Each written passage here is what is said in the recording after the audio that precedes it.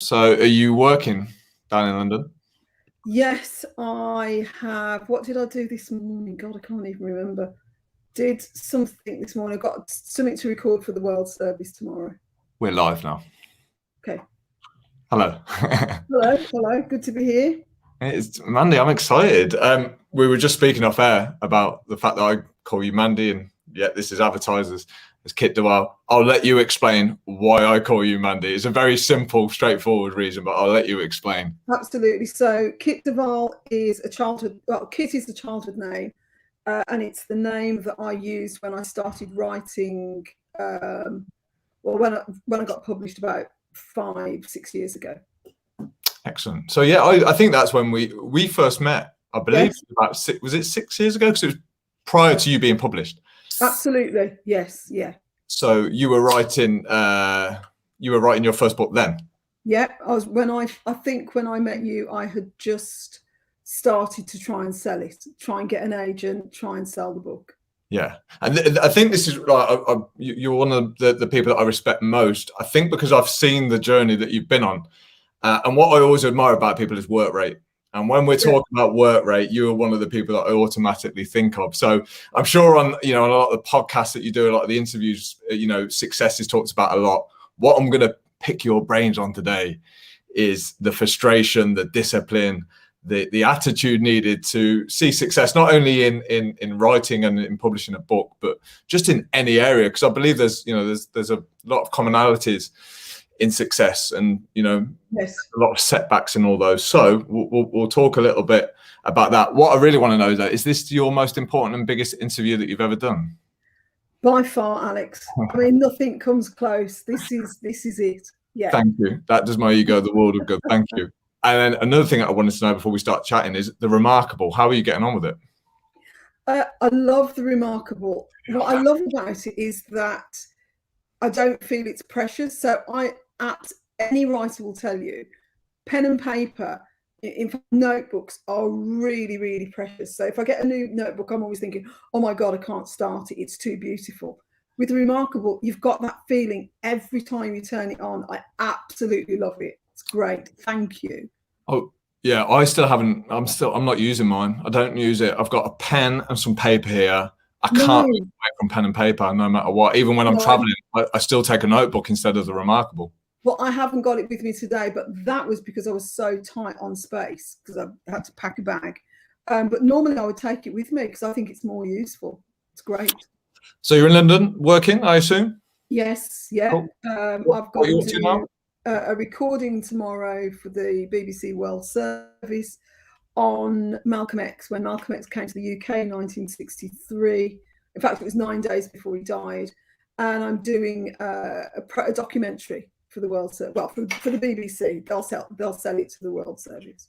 Fantastic. And knowing you like I do, you often have various projects on the go. You're always writing as well. So yeah, Yes. what else are you doing in your very precious spare time? I have just finished my memoir that'll be published next year. I'm writer in residence for a university in Ireland. I run my own TV and screen production company called Portopia. I'm mentoring 3 people.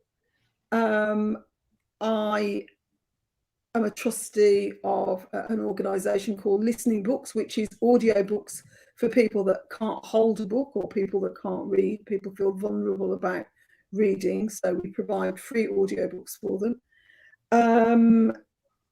There's about 2 or 3 other things that they're the big ones, but there's quite a few smaller projects or things I've got that are bubbling up in the background. Shit, Mandy, you're busy. Yeah, You're always busy. Every time I I'm speak, always busy, and I'm also more than halfway through my next novel. yeah. So now that you've experienced memoir writing as well as fiction, which proves the biggest challenge?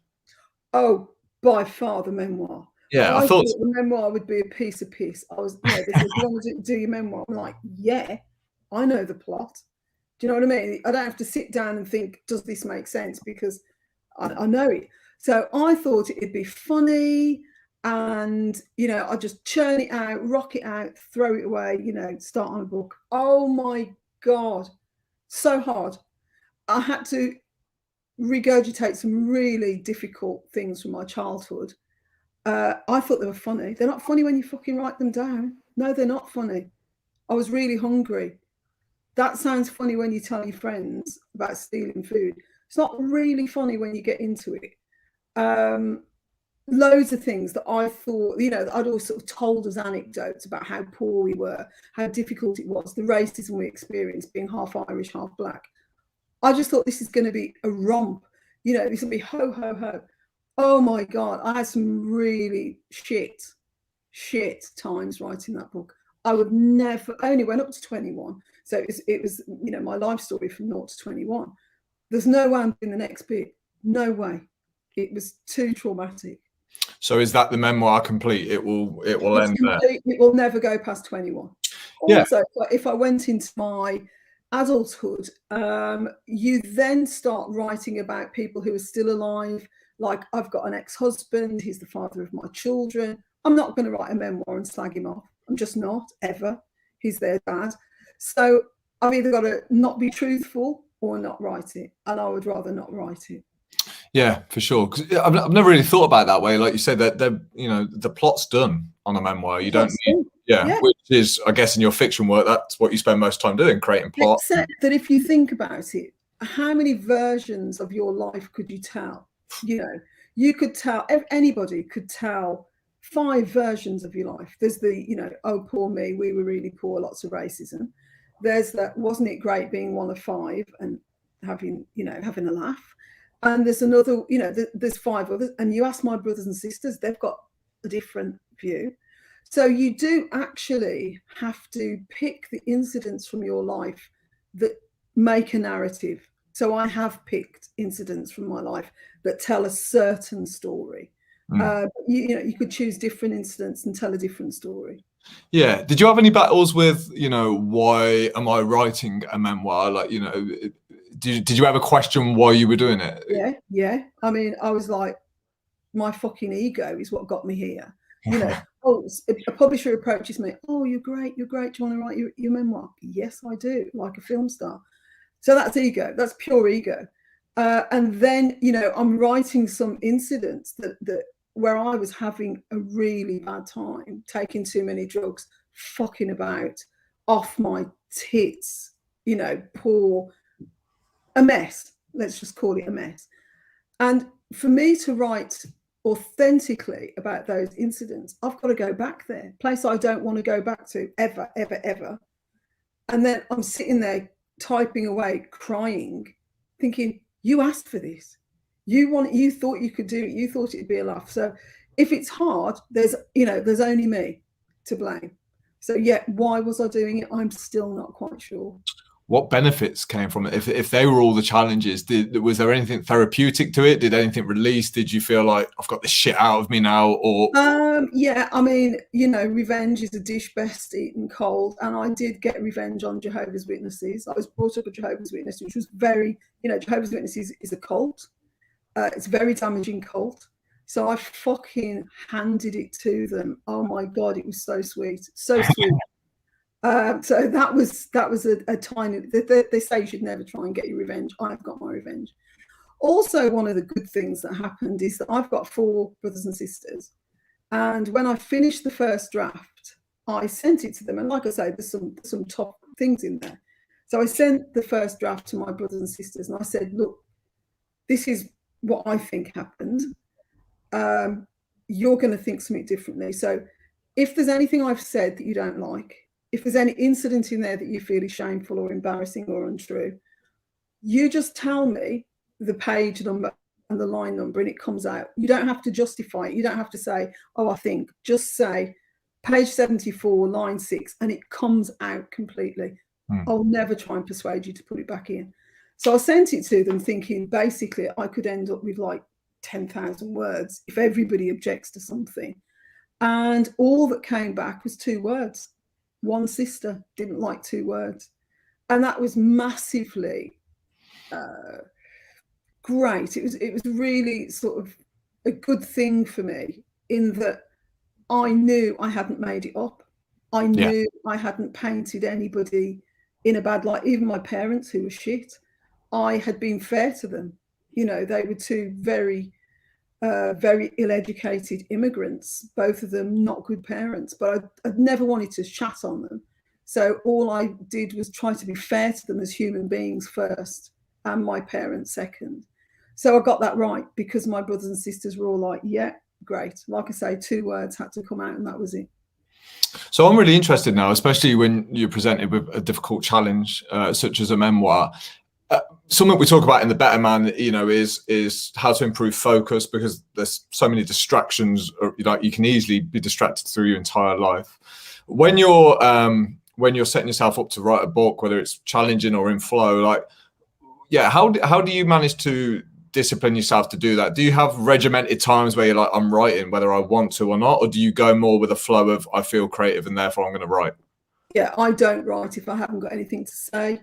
Or, you know, there's loads and loads of writers, really well-known writers, that do 500 words a day, 1,000 words a day, come what may. They get up at 6, they write no matter what. They're writing precious time. I just can't do that. So sometimes I won't write for 2 weeks, and then I will write every day for a month. And I would write till 4 o'clock in the morning every day for a month, and then it's like spent. There's nothing left in the tank. Goodbye, can't do it. And then I'll come back to it and I'll cane it. So that's how I write. I write if I feel I've got something to say. And for me, that's like being a friend to someone or going out for dinner with someone. Don't just fucking talk if you've got nothing to say. There's so many people that talk with nothing to say. If I've got something to say, I will talk on paper. If I haven't got anything to say, shut up. You know, because what my output just wouldn't be worth anything. There's a lot of good reason for writing when you don't feel like it. And like I say, lots of people do it. I just can't do that. I have to, so a novel is about 70 to 100,000 words. I always know that when I've got to 30,000 words, I'm a good way in. When I get to 60, done, sorted. And then I go back to the beginning and I write it again. So it's, for me, it's about stickability and having faith in what you're doing. You have to really have faith that you're doing something worthwhile. Well, yeah, and you know, this is on my list of things that I wanted to bring up with you. This is something that battles with myself very often. How do you know when the right time to give up on something? So writing, for example, demands so much of you. And I always wonder, you know, discipline without talent, how far can that get somebody? How do you know when you're talented? Do you not get to decide whether you're talented and it's the audience that do? Like, yeah, how did you get to that stage where you're at now? And how did you get past some of those battles that said, is this fucking worth it? Yeah, so when I first started out as a writer, I wrote some short stories and I got them published. And then I wrote a thriller about gangsters, and I got an agent, and the agent said to me, God, I'm going to sell this book. And I'm like, yeah, great. So she tries to sell it. She can't sell it. This is before I got published for the first book. And so she said, look, I can't get this book published. Write another one. We'll publish that one, and then we'll publish this first book second. So I wrote another one. That sounds like really easy. That's 2 years to write a book. So I've written a book, that's took me 2 years. She says, not that one, write another one. So I write another one, another 2 years. So that's 4 years now. She calls me down to London. She says, I want to see you. And I'm like, yes, this is it. She sold my second novel. When I get down there, she says, this isn't it. This isn't very good. And more to the point, I'm going on maternity leave. Get yourself another agent. Don't wait for me. I could not believe it. I could not believe it. And that was the point at which I had to decide, is I any good? Is she right, first of all? Secondly, have I got another book? Have I got another book in me? And thirdly, can I take it? You know, can I stand up again? Because I was on the floor with that. That was really one of the hardest things I've ever had to do. And for about, I don't know, 3 months, I just thought, well, that's it. You know, you're not good enough. You're not good enough. You can't do it. And then for me, it was a case of, yes, I am good enough. There's some good, you know, some good lines in those books. It might not be a good novel, but there's 40% of it is good, 60% of it isn't. Although I'll dispute those figures now. But at the time, I remember thinking 40% is good. So you work on it. You know, I took apart my favourite books, and I would read a page of my favourite book and go, why is that good? Why is it good? Why am I scared on page 75? Why am I crying on page 150? What are the words? How has he done it? And I just start, you know, I put some hours in, put some fucking hours in, and I got better and I got better. And I'm a good writer. I don't know if I'm a great writer, but I'm a good writer. There's better writers.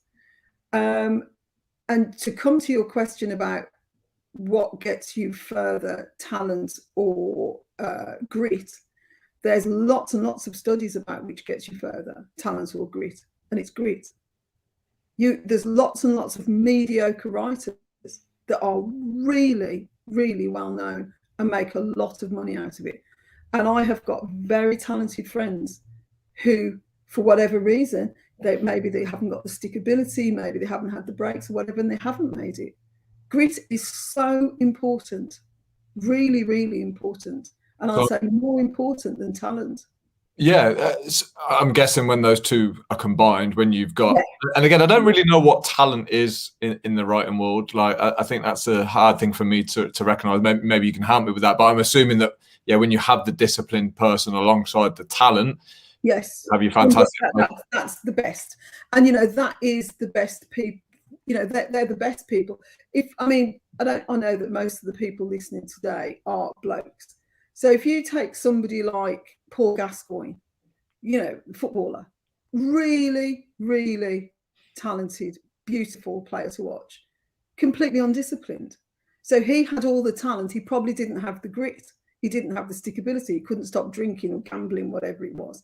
There's loads of footballers that are not as good as Paul Gascoigne, but will get further because they will turn up for the training. They'll do what, you know, they're just happily in the background doing their shit and being a very, very valuable member of a team. They haven't got this flair. They're not going to score a goal from the halfway line, but they will turn up. They will do what is necessary to get on. So talent for me is a sort of innate flair. It's something you can almost recognize in a child. You know, for me as a writer, it's a facility with language. It's using a word. It's the angle at which you look at the world. It's you know, beautiful to behold. But there's no good having that absolutely no use having that talent if you can't marshal it, you can't shape it, and you can't stop doing what you want to do and do what is necessary. So just do what is necessary and forget how much you want to write this weird book, this dystopian fiction, this thing, because no one's going to fucking buy it. So write a thriller. Do the thing that is necessary. Forget almost what you prefer to do and do what is necessary to do. Yeah, absolutely. My go-to person here in the footballing world is always Cristiano Ronaldo for me, because I don't particularly like him, but he's the best player in the world. But he's still got that savage work rate of first month's training, and apparently he's the last one to go home. And you know, I think he's 36 now. Great shape. He eats, you know, like a god. He just does everything right, and it shows. Yeah. That's the collision, isn't it, of talent, raw talent, and that work ethic and that mind, and the fact that he, you know, keeps himself in shape, blah blah blah. And for me, because I watched a lot of tennis, it's Nadal. He's the person for me. You know, he practices before a match for an hour. Yeah. If there's a person that doesn't need to practice, it's you, mate. But obviously he does. Yeah. And then you've got, you know, super fantastic Nick Kyrgios, so much flair, so much talent, wanker. But, you know, really, really talented guy, out of shape, doesn't turn up for training, throws matches if he can't get his own way. You know, he's a wanker, but he's a very talented guy. And if he could just behave himself, he would probably be the best player in the world. Yeah, it really surprises me that, well, it doesn't surprise me. It's just different to the way I do things with obviously the way you structure your writing. So you'll write when you feel like you've got something to say, which is interesting. So if I'm encouraging, for example, a guy to start meditating, I will always force home that, look, yeah, meditation's tough, but the hardest thing is actually the habit of meditation. Yes. So, you know, unless you can do 1 minute of meditation, forget 5 minutes. It's yes. not going to happen. So would you look at it as discipline? I mean, I know you're disciplined in other ways, but would that rigid structure, would that stifle your work then? And then where do you get your discipline from? Because you're clearly very disciplined, but in a more open and flexible way, I would assume. Well, it's really interesting what you call writing. So there's writing, which is putting the words on the page. There's that writing, that's writing a book. And unless you put the words on the page, you haven't got a book. You've got a lot of thoughts. I think about writing every day. So I will think about that sentence I've got to write later, or does he kill her on page 7, or whatever it is. I never stop working. That's work. It may not appear on the page, but I work every day at my craft. In that, I will dissect a scene I've got to write. Won't write it, but I'll think about that scene. For example, at the moment, I've got to write about, there's an old guy I've got to write about. He's 75, 76, and he's very buttoned up. And I keep looking at old men. I mean, I might get arrested, but I keep looking at old men, and I'm like, what are you thinking? What do your shoelaces look like? Why are you wearing that cardigan? How you've parted your hair on the side? And I'm looking and I'm looking and I'm looking, because I'm looking for my guy, and I'll find my guy. So it might not be that I write words on a page, but I write every day. And I call that writing, because I'm in my book, I'm in my plot every single day, sometimes for hours. So that discipline comes from loving it. You know, I do love writing. It doesn't feel like work to me. And the other, I mean, there's lots of work that I do that I don't want to do. For example, I've got to mark 3 pieces of work for university. Each piece of work is 30,000 words. I've got to dissect it, I've got to analyze it, and I've got to do a 1,000-word report on 3 pieces of work. 2 I do not like. Wouldn't say I do not like, they're in genres I don't understand. So it's a lot of work to do. And I will do that work because I said I would, and that's the most for me. I never say I will do something and not deliver. And I am never late with delivery. You know, for this podcast, I signed in at 1:45 the hour, because whatever I say I do it. Even if I hate it, I will do it. I don't know what that is, but I think it's really, really important to be true to your word. If you're not going to do it, say you're not going to do it. But if you do say, commit to your word. It's all you have as a person, what you stand for. Yeah, absolutely. It's the first stage of the program that I deliver now. I don't really give a fuck what the guys are doing so much. I don't care about the perfect plan, because I always believe we can tailor and modify that as you go along. But please show up. Please, do not do yourself the disservice of lying to yourself, because it's very damaging. In fact, I don't think many people realize how damaging it is to do the opposite of what you say you will do. I think it's really damaging. I think it's a major thing. It's what I call it is the 4 o'clock in the morning. You know, you can be that person to Alex. I can be that person to my friends. Who are you at 4 o'clock in the morning when you can't sleep and you lie awake? You've got to be at 4 o'clock in the morning when you can't sleep and you're having the heebie-jeebies, or the world's coming at you. You've got to know that person, and you've got to be true to that person. So for me, the easiest way of avoiding those horrors at 4 o'clock in the morning, when the world marches in on you and your mistakes march in on you, is for you to say, I did the best, or I did the right thing. Because there's nothing wrong at 4 o'clock in the morning, worse at 4 o'clock in the morning than saying I did the wrong thing. That's bad.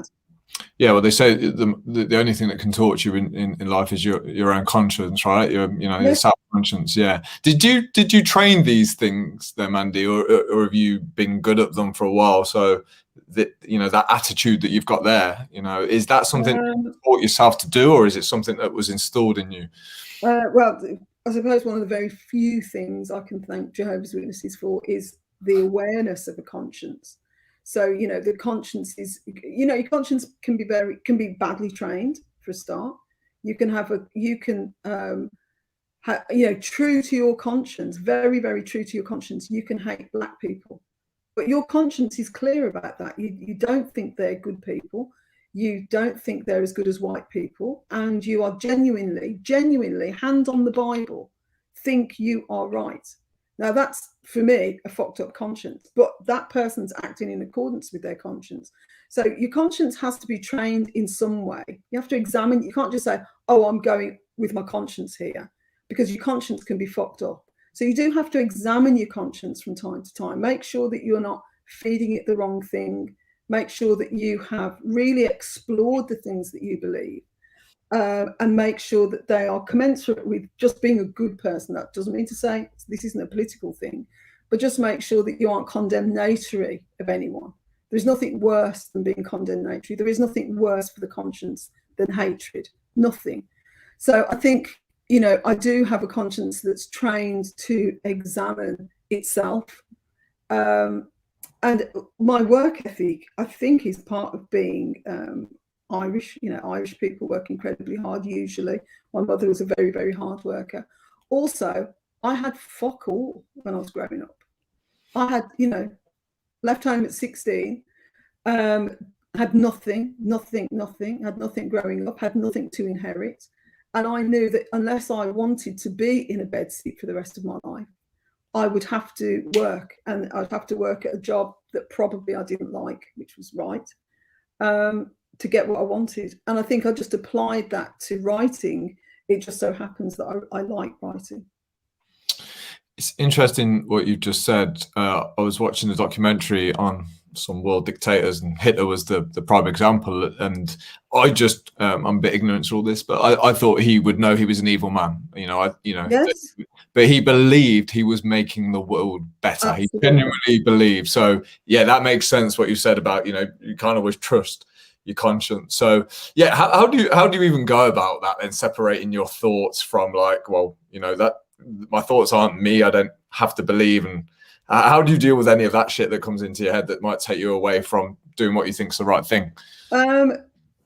So my thoughts aren't me is a new thing for me that I've learned through mindfulness. That I have depressing thoughts, I have frightening thoughts, I have thoughts where I might find it hard to forgive someone or whatever.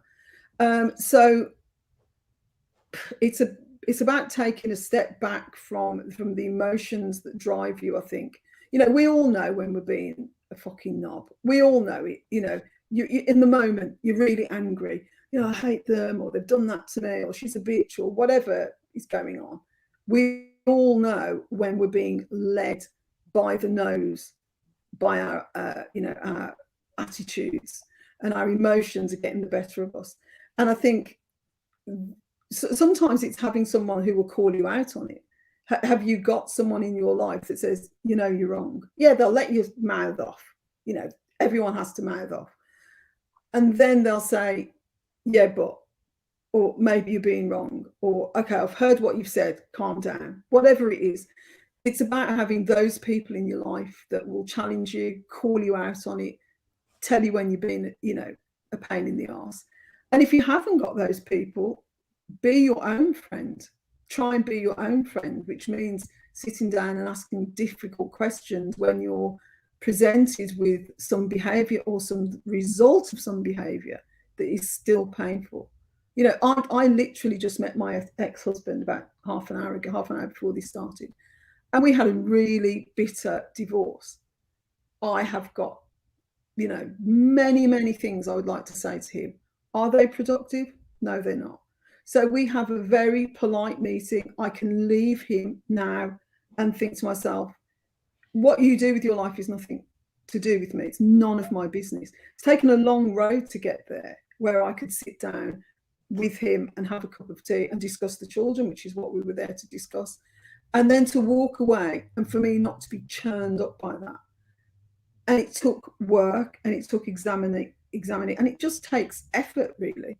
You just have to put as much effort into letting go as you do to getting angry, or to anything else that you want to build. If you're building a house, it takes effort to build a robust personality and a robust conscience and robust goodness.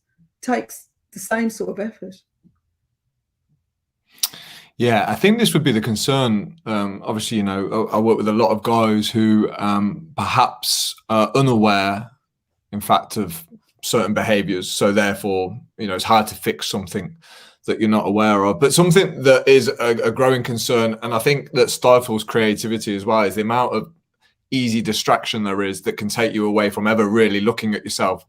You know, I read something yesterday that said, you know, you never have to be bored again in this world. Like, there's something to do all the fucking time. You know, there's phones, TVs, papers, entertainment. There's something that can keep you entertained all the time, which, you know, if we're not careful, can take us away from ever really becoming aware of any of the stuff you've just spoke about.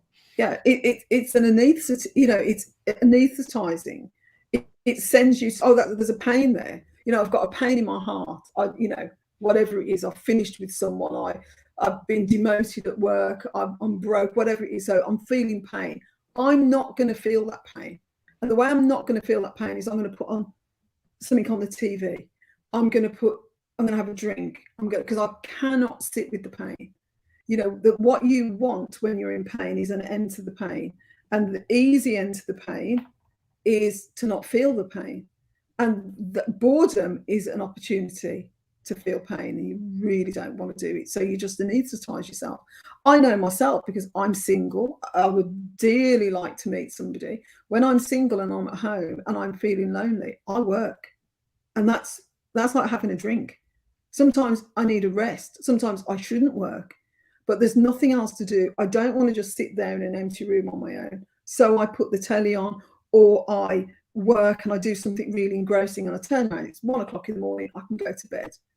Now, really what I should do is embrace the fact that I'm on my own, make the most of it, enjoy it. And I find that painful. And that's, you know, work can be just as much of an addiction as alcohol, gambling, porn, whatever else you're into. It can do the same thing, because it's just the absence of sitting quietly in the moment and feeling the feelings. Yes, I'm going to play devil's advocate here on this one. So, again, this is something I can't remember where I picked this up from. Apparently, a lot of creativity is born out of boredom. Yes. And really healthy. Boredom's really healthy. Yeah, but I think the difference in what you've just described, you'll go and use something creative with that boredom. So, you know, you'll sit there, you'll be bored, you'll decide to put that boredom and that energy into, right, I'm going to go and put this into my love, my passion. Whereas I think what the vast majority perhaps might reach out to is then the distractions of Facebook, Instagram, things that don't particularly serve. So it's almost like, well, how do we encourage people to do something better with their time when there's so many distractions around? You know, is this a case of finding out what you really love? If so, how do we do that? Does it mean you have to be good at it? So I love writing. I've got a lot of work to do, but yeah, it's that's taking that boredom and being able to find something like you've got, I think, because that may have created some great work for you. Yes, there is that. I think, you know, if you're bored and you don't, I think social media is, I use social media all the time. I've got a lot of followers. I'm on Twitter, sometimes too much. I think it's very destructive. I don't think there's much positive about being on Twitter or Instagram or whatever there are. You know, I wish it didn't exist, but it does exist, and I use it for my business. I think it's probably the worst thing to do if you're feeling low. Really, you know, there is nowhere worse to go than Facebook or whatever to make you feel shit. You know, oh, look at, they're on holiday on a boat. Hi, you know, I'm at home in my bedsit and I haven't got quite enough money. There is nothing worse. It will just always make you feel bad. Or you get into the ranty people. You know, you're bombarded by negativity. Like, let's see the latest person that's dying in Kabul. You know, you don't need to see that at 9 o'clock at night before you go to bed. So I would say social media is not a good thing to do. And if there is something you love, great. You don't have to be good at it at all.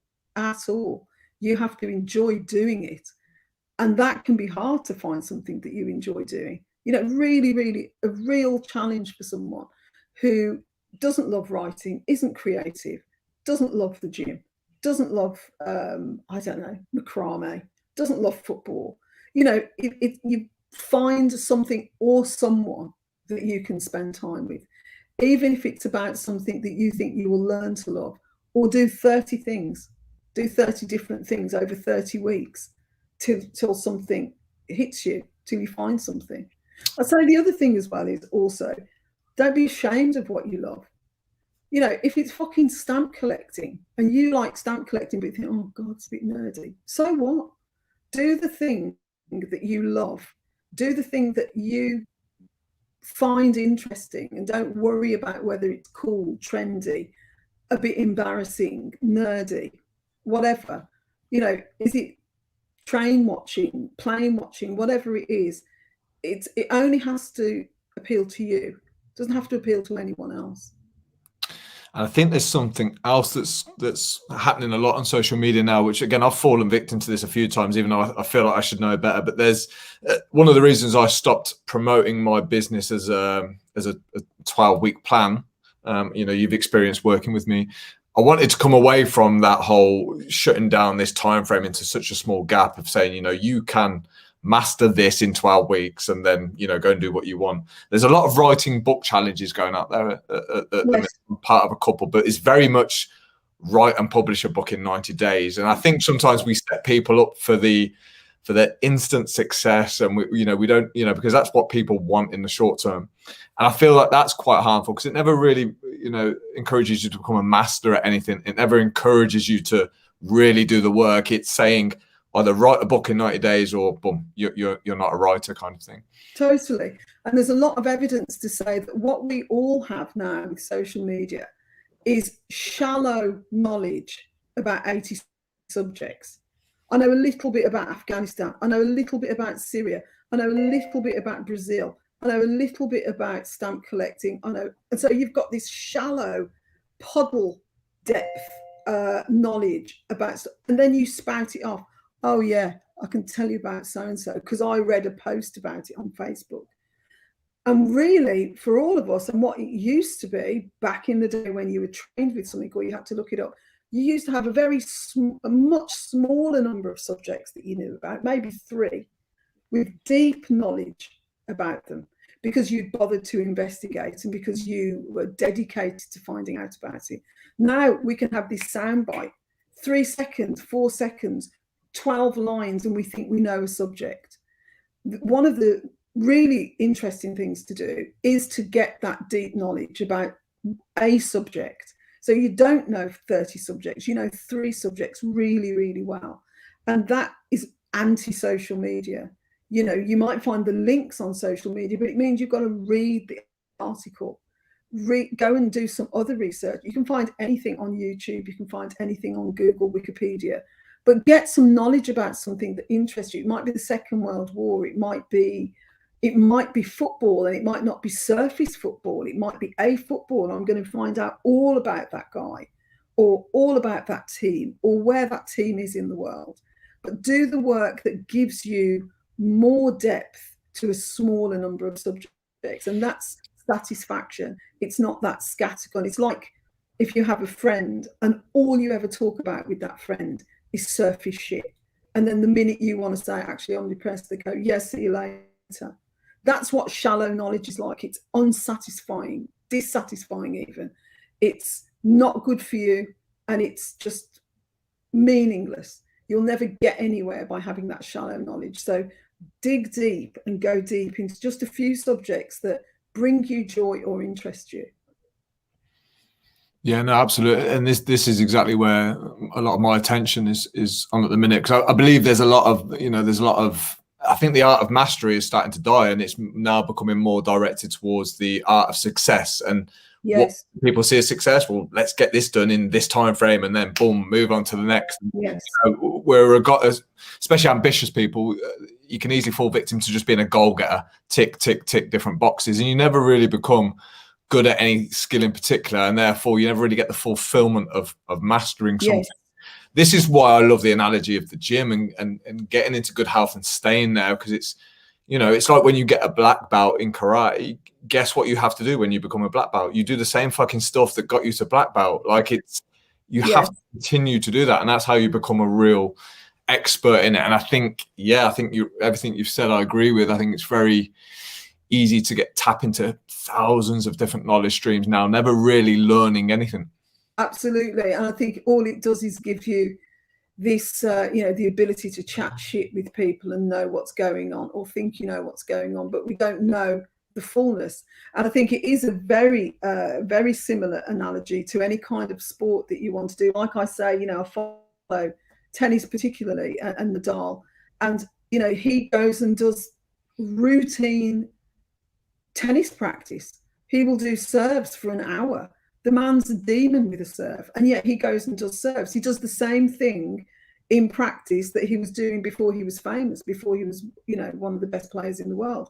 He's still doing that mundane thing that he knows is necessary for him to stay where he is or progress to where he is. And without those, what you might just call reps, he's just not going to be one of the best players in the world. He has to put the work in. You love Nadal, don't you? I love Nadal. I can talk about Nadal. This podcast could be about Nadal. Have you seen the difference between his left arm and his right arm? Yes. Oh, yes. Yes. There is not an inch of that man's body I have not studied. Well, there probably is an inch, a couple of inches. But I have seen him play live only once. But there's probably not a match he's played. If it's been televised, I've watched it. Yeah. So I think we both agree then that it's perhaps more fulfilling for somebody to become better and see progress in something, because I've always found progress quite satisfying, and I think you jump from area to area, you never see that, especially in something like I've been writing for a good few years now. It's frigging hard, man. It's one of the hardest things. Like, you warned me about this, and I was like, yeah, whatever, Mandy, I'll figure it out. And I can see exactly why you need hours and hours and hours of practice just to string a decent sentence together, let alone a book. Yeah, it is hard. And you have to love it. This is the thing. You do have to love it. And to be a good writer, you have to be, if you're going to be a writer and have an output of writing, you have to be a consumer of writing. You have to read. You have to read, because you're absorbing the thing that you're trying to produce. It's like being a chef and saying, I only eat McDonald's, but I'm going to do this French meal. And you're like, I don't want to eat that meal made by a man that only eats McDonald's. So you have to absorb the thing that you're trying to make. You have to read good writing to make good writing. And there are certain writers that when I read them, I don't ever want to write again, because they're perfect. You have to not be intimidated by that. To use your gym analogy, if somebody looks at you with your shirt off and they're 20 stone, you've got to think, I don't want to do that, because I'm never going to look like Alex. So I'm not going to even go to the gym because I don't look like Alex. I'm never going to look like Alex. That's a bit like when I read those writers that are perfect and great and thinking I'll give up. No, I won't give up, because I'm going to do my writing. I'm going to do my best. I might not be that writer, but I'm going to do my best, and I'm going to do some good shit as well. Yeah, I don't know, Mandy. I've been eating a bit too much pizza lately, so my shirt off might not look the prettiest sight at the minute. But yeah, how much consumption versus production should somebody, maybe starting out? Let's take writing as the example, but I guess in any creative skill, how much would you say is a good balance, or is it more of just an intuitive guide? I think you should be reading, at least a novel every 2 weeks, at least. I mean, I can read a novel in a day, or often do. When you start writing, you should be reading everything in the genre that you're trying. So if you're writing a detective book, you should be reading a lot of detective books to know how it feels to read that book, how does it feel to read that book, and how have they done it. But also just so that you can say, I know that, I've read that, so just so that you know your craft. And you should be trying to copy them at this point. Try and copy. You're not going to be as good as, but try and copy them, write a paragraph in the style of Ernest Hemingway. That's how I learned to write, write a paragraph in the style of, try and copy him. And then you find your own vibe, you find your own voice, you find your own, what you want to say. But we've all read, most of us have got a book that we've read that's moved us. And you have to think, right, I'd love to try and do that. And then slowly you move away from that version and you find your own way of doing it. Have you read Stephen King's, I think it's called Write, I think. Oh, on writing. I'm right, sorry, yeah. I'm right. Yes. I love it because he opens out the introduction and he says, there's two things that you need to do if you want to become a good writer. He said, you need to read a lot and you need to write a lot. And I was like, this is one of the world's best writers, put it in so fucking simple terms. And I'm like, well, that's true of anything. If you want to get in shape, you've got to eat well and you've got to train. And I thought, and I looked at other areas, Mandy, and I thought there's often two rules to most things. Yes. And it's like, I know it's not always that simple, but if we can remove some of these distractions that we automatically go to and become better at those two areas, you're going to see progress in that area. Whether it gets you published is not relevant. You're going to become better at whatever you choose to do. I think that's very true. And I always think a lot of those two things that you have to do, one is an input and one is an output. One's an inaction, something you can do with no particular action. And one is a forward action, a proactive event. So reading is not an active event, really. You're sitting down, you're doing this. Writing something afterwards is an action. It's an output. And I think it's like the gym, maybe. Eat well, but train. One's taking something in, one's giving something out. And it's very, very much like, with writing, all the best writers in the world read. And they don't read what's fashionable and they don't read the latest thing and all the rest of it. They might do. You have to just read something you love, something that moves you, something, again, there's a lot of snobbery in the writing world. So there's the Booker Prize, there's the Women's Prize, there's all these these big people want to have read the latest book and, oh yeah, I read it. Actually, if you like Mills and Boon, and if you like Dan Brown, which people sneer at, it doesn't matter. Just read. You don't have to read the literary fiction that the stuff everyone's talking about. Read whatever you like. If if it's an autobiography of some celebrity, it doesn't matter. Read it. Yeah, I think so if we looked at, like I said, I'm just thinking of some of the guys that I work with in business and so on. I think there's also the danger of overconsumption where you don't end up producing. So I like what you've just said there, how you'd consume and then you'd produce. So you'd read, and then you'd write. You'd read, you'd write. Yes. And, I remember my son, Luke, who was desperate for a six-pack and he was training with Rich, as you know. Yeah. And he was like, oh, God, I want a six-pack, obviously for the girls. And how do I get a six-pack? And Rich said, abs are made in the kitchen, Luke. And I was like, yes, thank you.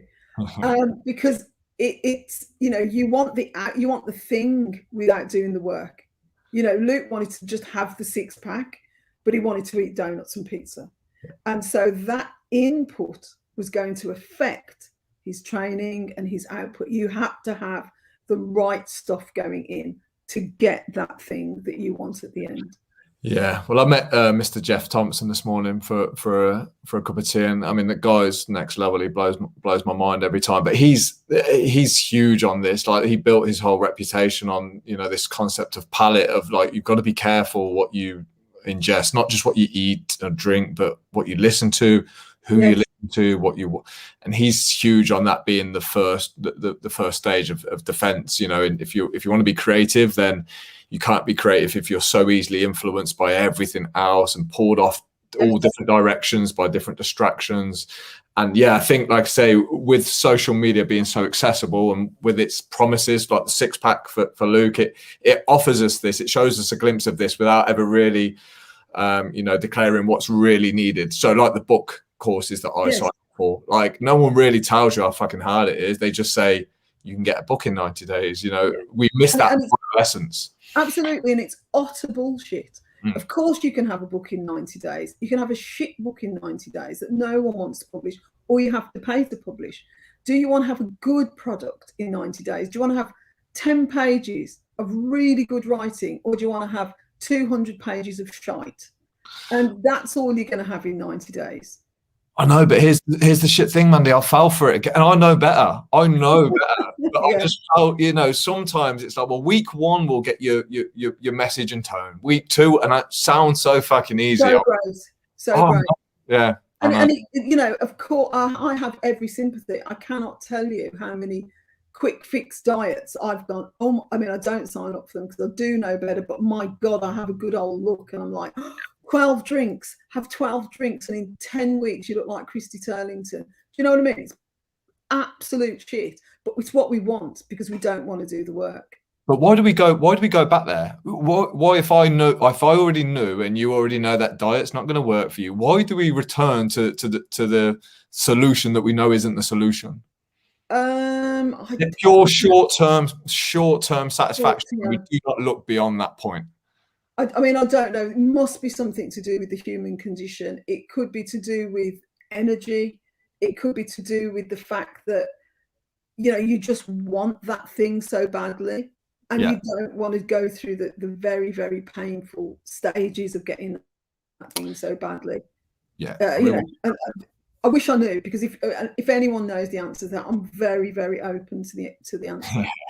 Well, this is the thing, like, you need that long-term sight, especially with health and fitness, because if you take your clothes off and look in the mirror and then you go and do a really tough workout and then you look in the mirror again, you're no different. Absolutely. And then you go the next day and the same thing happens. Like, you look no different. You've just sweat, blood, tears, everything in that gym, and I still look the frigging same. Whereas on a diet, like a real hardcore diet, you can see something happen today. You can lose 2 pounds now.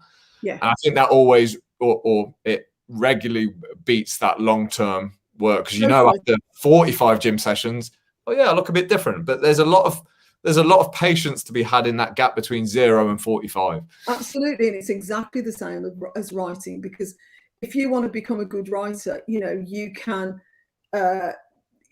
get somebody who will help you get your writing good, and then you might get a short story and you might make it into a novel and you might get it published by one of those quick fix, you know, novel in 6 months, whatever. But once you remove that person, you haven't done the work. You can't repeat it. You can't write that good sentence. You could only write that good sentence because someone was making you write that good sentence.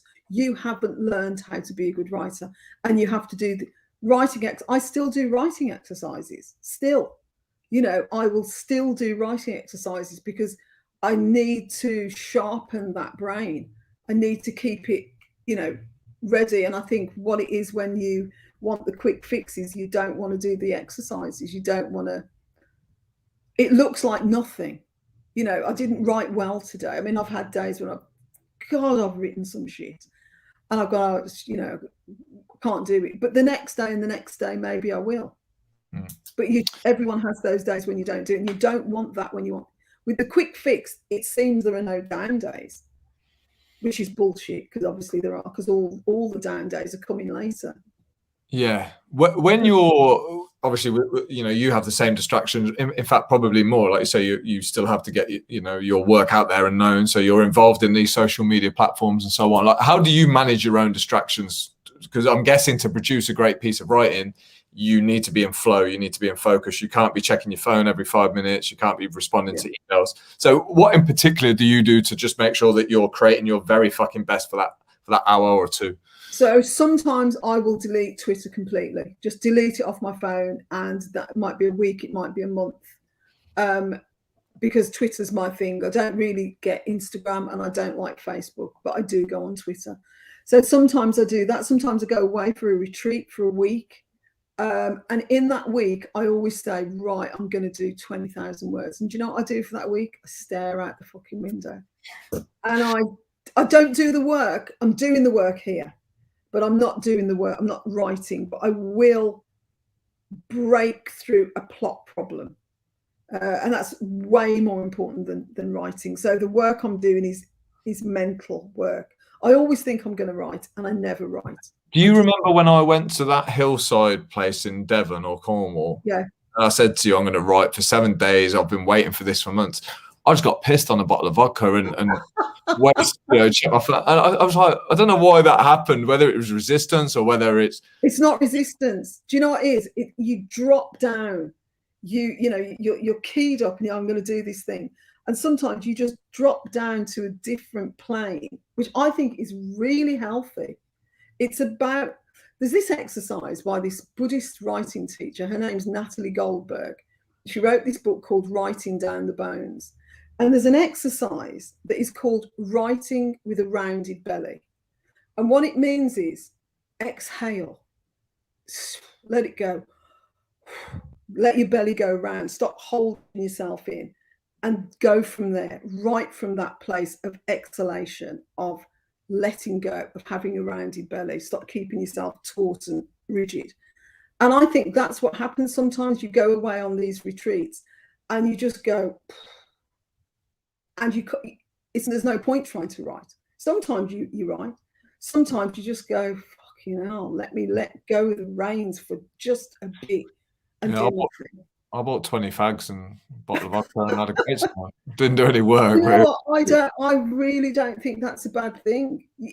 I really don't. I've done the same thing where the last one I went to was last October, and I went to a vicarage. A friend of mine's got a vicarage with a swimming pool, and I'm like, I'll do 20 laps a day, and I blah blah blah. They're really healthy eating. I went with two of my friends. We sat in that kitchen 11 o'clock in the morning with a bottle of wine and gossiped about people we knew. She's got fat. He's going to leave her. I mean, literally the most tacky, terrible stuff. And it was so good for me. Yeah. It was really good for me to just let go. What does booze do for your creativity? Because again, I read conflicting, messages on this that, clear head wins. No, a drop of wine is actually good. No, actually, if I can go for it, get the bottle down and see what happens. So, yeah, do you use anything like, no, you don't use alcohol at all in your creativity? No. I mean, yeah, you're a genius when you're writing. Oh my God, I'm drunk. I am a genius. This is the best thing I've ever written. Have a look at it in the morning. Yeah, it's so bad. It's so indulgent, wordy, flowery, purple shit. There's Ernest Hemingway, who's a great writer, was an alcoholic, and I think his maxim was write drunk, edit sober. Yeah, it was. Yeah, exactly. So what he means is write drunk, but when you're sober, you will take 90% of it away, because that's what editing is. And it's not write drunk, write drunk, edit sober. Just don't write drunk, because unless you're Ernest Hemingway, don't even try it. Didn't Ernest Hemingway, didn't he die either very young, or didn't he kill himself? He killed himself. He shot himself. He lived in he was a great, great. He was a womanizer. He was an alcoholic. He was a complete misogynist. He liked bullfights. He shot animals. He was an extraordinary man, and a great writer. He wrote the most famous short story ever, shortest short story ever, 6 words. Oh, really? Yeah, 6-word story, and it's literally hailed as the shortest story ever written. That's fucking insane. See, that makes me think surely I could do 6 words, Mandy. Come on. Try it. So, okay, 6 words, short story. It is for sale, baby shoes, never worn. Okay, right. This is going to be for the intelligent people way over my head anyway. So I'm going to have to sit and work that out, because you can't put me on the spot like this. Well, it's a great. I mean, what's happened. For sale, baby shoes. Never worn. Yeah. But you taught me this a lot about how you can take something and shrink it right down, and it's so much better, because I used to think 4 words was good, go for the word count. And going back to Jeff put this perfectly this morning. He said, Alex, when a soldier goes to war, he doesn't take anything that's not super necessary. And he said, when you're writing, when you're creating, when you're living your life, like if you can try and keep that mentality of like, just take with me what is essential. Yes, absolutely. It's a really, for editing particularly. So I write sort of expert on flash fiction. Flash fiction is an entire story, like a book length story, but it's in 250 words. And I've won loads of competitions for writing that. and you start off writing 1,000 words, and then you think, what is the story in this 1,000 words? Because loads of it's fluff and, you know, whatever. It's like when you meet your friend and you start off, how are you? How are you? Oh, yeah, I took the train and I got here and I like your dress and whatever. Then you get down to the shit. Has he cheated on you? Do you know what I mean? It might be after 15 minutes, but that's what the conversation's about. It's not about your dress. Yeah. It's not about the cake you're going to eat. It's about that thing. And in every conversation, there is that thing. Find that thing and write about that thing. Mandy, you're an absolute badass. I'm aware of time because I know you kindly said that you had an hour tonight. So I could chat to you all night about this kind of stuff, and hopefully we'll catch up soon and have a cup of tea. And yes, we will, definitely. I want to hear about your writing. Yeah, it's painful. Yeah, it's very, very, very, very, very, very painful, but strangely enjoyable. So excellent. Thank you. I really appreciate your time. I know you're super busy. I love chatting with you. You're one of my heroes. So thank you. Thank you, Alex. Right. Thanks, everybody else. Bye. Thanks, man. Bye.